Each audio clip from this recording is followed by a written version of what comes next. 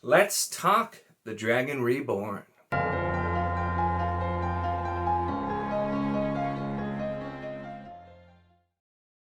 Hello and welcome to my channel. In this video we are going to be talking about the Dragon Reborn, which is book 3 in the fantastic Wheel of Time by Robert Jordan. This was the book for April for the Wizardly Duo Discord official Wheel of Time Great Read / Reread. We've got a nice mix of people reading for the first time, also rereading, others just joining along for the discussions. But The Dragon Reborn is definitely a book that a lot of things change while also still staying the same somewhat. So in this video, I will be discussing The Dragon Reborn. This will be a full spoiler kind of review / discussion for only the first 3 books, so up to The Dragon Reborn. I am specifically going to be talking about things that happen in this book, but I will not be talking about anything that happens after The Dragon Reborn. So as long as you've read The Dragon Reborn, you are okay to watch this video. If you have not, then you're going to want to tune out on this one.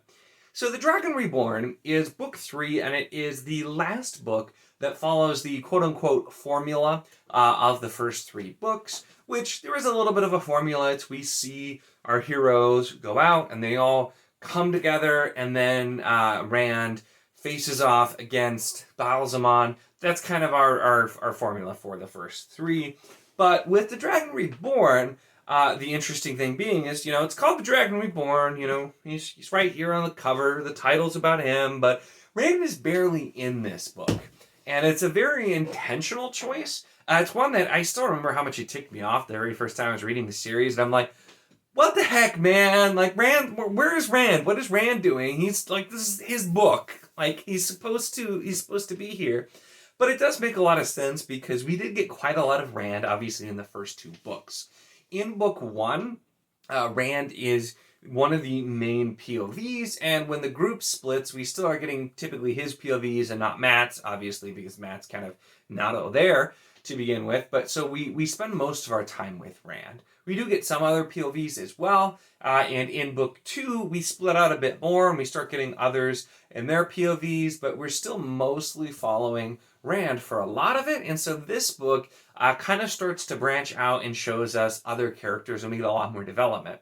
Now, we've gotten to some development for Perrin in the previous books, but we do get a lot more Perrin, and especially a lot more Matt. This is the first book where Matt is really, for all intents and purposes, his self again, since Shatter Logoth, when he took the dagger and kind of wasn't quite himself since then. So we really get to start seeing Matt, and this is where Matt's personality really starts to come to the forefront a lot more. And so between our other 2, the trio of boys, we get to learn a lot more about them, and we also learn more about Egwene, Elaine, Nynaeve, and others as well. We get some different POVs, we learn more about what's going on at the tower, we see everybody traveling their different paths, all to then coalesce in Tyr, where, yes, we do get Rand facing off with Balzemon, plus, Bilal for all good measure as well.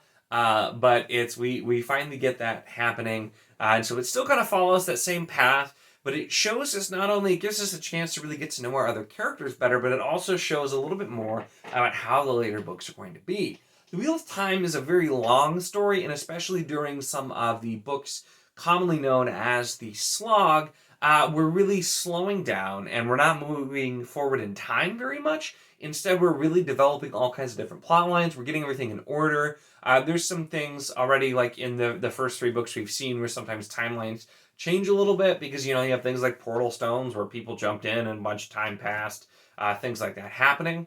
So sometimes things need to kind of catch up, but also it's just sometimes we're following a specific plot line or plot lines. I mean, there's always several plot lines in every book, and that's what's going to be more important for a book, and so we may not hear as much about another character or another plot line. This is the kind of series where you sometimes will barely get a character in a given book, and you'll have a bunch of different chapters from other characters, and it started very, very small here, for the most part. But we do start to see, too, where we're going to get introduced to more side characters, smaller characters. We're going to get more people and get their point of view. And I absolutely love the way Jordan uses these POVs. I know this is something that not all readers care for. I've heard criticisms that the Wheel of Time has too many characters, too many one-off POVs. We haven't really gotten to the one-off POVs yet, besides the prologues always follow a pretty diverse group of people on both good and evil. We will get more of those one-offs later, but a lot of the time we get scenes where we're seeing two people together, but instead of getting the normal POV, we're getting a different POV. So in the Dragon Reborn, for example, early on, we're seeing, we get a POV from Min, we get a POV from Perrin, and we're getting POVs from other people around Rand, but not actually Rand's POV himself. And so with that, we're getting to see how the characters interact with each other, and that's definitely something that continues in the Shadow Rising and beyond, where we get to see these different points of view from these different characters. And yeah, you can do this without having all of the extra POVs. It's entirely possible to still see how other people react. But Jordan weaves these together very, very well so that we get to know characters. And it's one of the reasons, too, why, you ask people their favorite Wheel of Time characters. There's a ton to choose from. There are definitely some favorites, but a lot of people like characters that in a lot of books would be small secondary side characters. Whereas in the Wheel of Time, you really get to know a lot more characters. And you don't get everybody's POV by any means. There are still definitely POVs that you don't get. And you still learn a lot about the people you don't. But it's the way that it's used definitely is something that works really, really well for me. So we see here, like I said, we get more of everybody but Rand, and we start to develop more things as well. We have the introduction of, oh my gosh, I can't believe I forgot to mention this in my mispronunciation video, but I'm still going to call her Fail and not Fail. You have the I sound. I guess I'll stop to say, if you didn't see the video I posted recently about all of the words I mispronounced from the Wheel of Time, there you go. If you've noticed any in this video, there's a reason, and you can go watch that video to find out. But so Perrin and Fail become, a little bit of a thing, kind of. You see that there's some stuff going on, and it's not really developed a whole yet, but it's interesting, too, because of the fact that we've definitely seen all of the characters and their, quote-unquote love interests, or, we have the running thing about each of them thinks the other is so much better about dealing with women, but Perrin actually seems to be the first person who kind of has a relationship, whereas, you have the whole Rand, Egwene thing, where they're like, oh, we could never be together, and you have other people who seem to also have some feelings for Rand as well, and then Matt, who seems to have feelings for about every pretty girl he happens to walk by, just not feelings that involve a relationship, so to speak. But so Perrin kind of, starting that thing, which gives an interesting look, because we start to see him not also are we seeing the characters' relationships with each other and the existing characters, but now we're starting to spread the pool a little bit wider and get to know some other characters as well. I think this does a really good job of still having it follow, and I do think the formula with the first three is very intentional. I've said it before, I feel like if you read any of the first three books, if any of them would have been the last book, some very small changes, and it could have worked. The Eye of the World, obviously, even ends with Rand thinking he has killed the Dark One and it's all over, but then we go to the Great Hunt and we have a great battle in the sky, That, with very, very small changes, could have been the end of the series. And the Dragon Reborn is also really no exception here, because we end once again with another showdown, and this time with Rand killing Balzemon a little bit more definitively. And so with that, once again, very much could have been the end if it needed to. So I think that's somewhat where I was going. And the Wheel of Time was originally said to have been a trilogy, but the original set was supposed to be 6 books. But after, obviously the first 3 were doing well, Tor was fine to let Robert Jordan just write to his heart's content, and that's why the series started kind of going indefinitely, because he could really do everything he wanted to do. With book 3, we're still on a pretty small scale. We're traveling, we're learning more, we're seeing more about the world, but it's kind of the tipping point. And I'll talk whenever I finish and then do my video on the Shadow Rising about how that's really the jumping off point for the series. That's where we really start to expand out. So this still keeps that formula. We're like, okay, if I need this book to be the end of the series, I can make it work. It'll be fine. But there was obviously so much more. There's definitely so much foreshadowing, so many different pieces that show you there's a ton more to come. This book also, I talked a little bit about Matt and Perrin. And with Matt too, I guess because I talked more Perrin, but we start to see him gambling, his wit, his humor return. I do still love the whole bit where Egwene and Nynaeve and Elaine are all talking about, oh, men always say that they'll be there for you if you need them, or they'll come to you. But if you need a hero, you need them now, not in whenever they get there. And then after they start their whole trip to Tyrda hunting the Black Aja and need a rescue, and Matt's like, dang it, I'm going to go rescue them, and actually shows up and does it. Not that they're super happy about it, but I did love that kind of spin on it. We really get to start to get more Matt's personality. And it's still later books Matt is why Matt is my favorite character, because I love his stuff later on, but this book kind of starts to get us a little bit more of his personality, which continues to build, because he's not really gotten a whole lot of development in the first two books for the most part, because he didn't really have much of a personality. He was being, consumed by the dagger. But we also get a lot more Egwene, Elaine, and Nynaeve. And not everybody is always pleased with that. They definitely get some flack for a lot of things, but we start to really explore their different motivations as well, and them being three very different characters. It's not only just the dynamic of Nynaeve being older and still wanting to act like she's the one in charge, even with them on equal footing, all of them being accepted when they're actually sent out, but also we have Elaine, who's the daughter heir, in the mix as well. And so it's kind of all of this jumble and them figuring out how to deal with each other and also just how to respond in the new situations. And they're sent off to hunt the Black Aja, which is one of those things in a lot of books that's like, really? They're the ones you send? Like, come on. But it does kind of actually make sense with the fact that they are some of the few people that Siuan, the Amyrlin, knows for sure are not actually going to be Black Aja and Darkfens. And so, it's desperate as it is, I think it makes sense. It also goes to show, too, which is a theme that's talked about quite a lot with the mistrust about the Aes Sedai, is specifically, they would be potentially willing to sacrifice people to do what they think is the thing. And so, with Siuan, it doesn't necessarily seem 100% like it's, you're my only hope, please go. It's like, I'm going to send you because I know you're not Black Aja, and if you die in the course of going to hunt them and doing them, I'm willing to take that risk. And so that's kind of also something. A lot of the character actions really do speak to motivations and the way that things are done as we see the different characters. And where the characters are always making choices, deciding what to do. And there is a lot of quarreling and feuding, and a lot of our characters are younger, so I think it does make sense. Which is why it would never make sense to age up the characters for some sort of adaptation and then have them still do that, because it would be silly, but what do I know? But we get a lot more of them as well. So we see the tower, we have the hunt for the Black Aja as involved as well, and then on the different journeys we also get some world building and other things that we learn about along the way as well.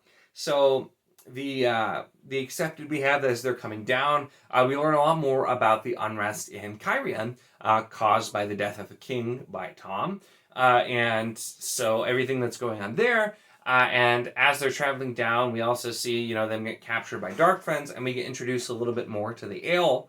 That's right, Ale, and see a bit more of them. With Perrin and Moraine and Lan as they travel, we see mostly smaller towns. We do learn that one of the Forsaken is in Ilion, and that, all that thing. We get the great scene of the Darkhounds chasing them as they run away through the night. So we get that.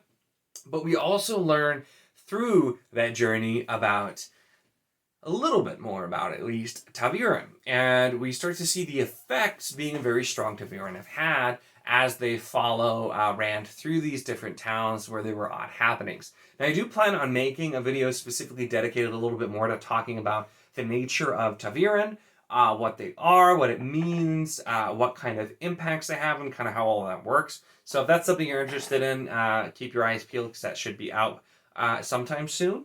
because I definitely plan on doing that.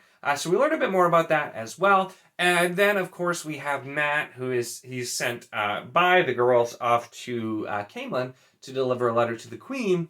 And we start to see a little bit more going on there as well, where we don't necessarily totally know what's happening, but we can see that there's definitely some sort of conspiracy there going on, and that somebody there does want to kill Elaine and Nynaeve and Egwene as just kind of a bonus as well. And so starting to show more of the plots going on, and that's of course what prompts Matt to then go to Tyr and where they all convene there unknowingly. We also get some fireworks stuff, which is interesting, and you will get more about the Illuminators and fireworks just as a teaser. There was more there if you liked that, because it's just one of those things. It's a small detail, but I don't know. I like the way that works, and that Matt, despite the fact that he knows it's dumb and he shouldn't, he's like just can't help but cut open the firework to try and see what's inside. It's just one of those things that really makes him feel more real as a person, because I feel like we've all known somebody like that. They're like, nah, I'm gonna look. I don't care. And do that kind of thing. So we get to see all of these different things starting out, learn more about what's going on with the world as we still are all convening to one spot. And so from here on out, then we can start spreading out again and learning even more. So each plot line, I think, works in showing us something different, giving us a lot more character development, and then still having us end up where we need to be for the finale. With the Dragon Reborn. We have, of course, Rand then taking Kalendor, the end, the great Sangreal, and really being proclaimed him as the Dragon Reborn, because he's now fulfilled a very big prophecy. We get the Ale who were there to basically looking for he who comes with the dawn, and so they help take the stone, essentially. And so a lot being set up, and this is where really we're like, okay, he did proclaim himself. Technically before he had a small group of followers, but now he's really proclaimed as the Dragon Reborn, and that's definitely going to change things as well. So this book really kind of closes out what I look at as the first section of the early books. Once we get into Shadow Rising in book 4, that's where we start another section, I would say, of the Wheel of Time. So we're going to start really expanding more from here, which is always exciting. Even on a reread, I'm always excited. I love the early books. They definitely have more nostalgia than any of the other books for me, for whatever reason. I've read them, probably about the same time as the other books, but I don't know. I always get just a little touch of that magic when I start rereading the first few books. The thing that really kept me and really elevates the series for me are things that come later on even more, because it builds just so much more. But I love these early books. I really enjoyed them, and I had a lot of fun rereading, especially with I'm still really enjoying the audio. I've done this reread almost primarily on audio, and I plan to keep it going so far because I've really enjoyed the way that it is done, even though I've discovered all the things that I say wrong. So those really are my thoughts about the Dragon Reborn. Let me know in the comments what your thoughts were on this book, if you were joining us for the buddy read, or if you weren't either and have just read it.